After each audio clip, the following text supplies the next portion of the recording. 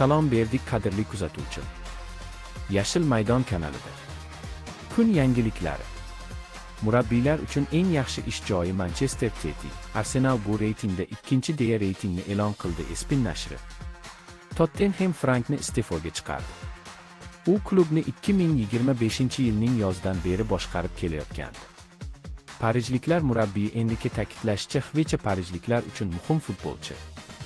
Xvichaning maydonda qo'shayotgan hissasi juda yuqori baholadi. Realda ishlar chatoq. Bellingham 2 oyga safdan chiqdi. Bellinghamning jarohati o'ylagandan-da jiddiyroq chiqdi. Liverpoolda yana majlis. Murabbiy yaqin kunlarda iste'foga chiqarilishi mumkin. Slotning ishlari bu mavsumda yurishmayapti. Gvardiola shaharliklarning barqaror o'yin ko'rsata olmayotgani haqida gapirdi. Shaharliklarning tarkibi 70% ga yangilandi. Jamoaviy muhit hali yaxshilanmagan va tarkibdagi futbolchilar bir-birini tushunishi uchun vaqt kerak deydi u Carvajal. Real undan voz kechganga o'xshaydi. Sababi unga o'yin amaliyoti kam berilyapti va shartnomasini uzaytirish haqida gap bo'lgani yo'q.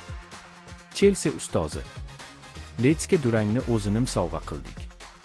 Ko'rdingiz, gol bo'lishi mumkin bo'lgan vaziyatlardan foydalana olmadik. Manchester United ustozi David Kerri. West Hamga sovg'a qilingan durangdan so'ng.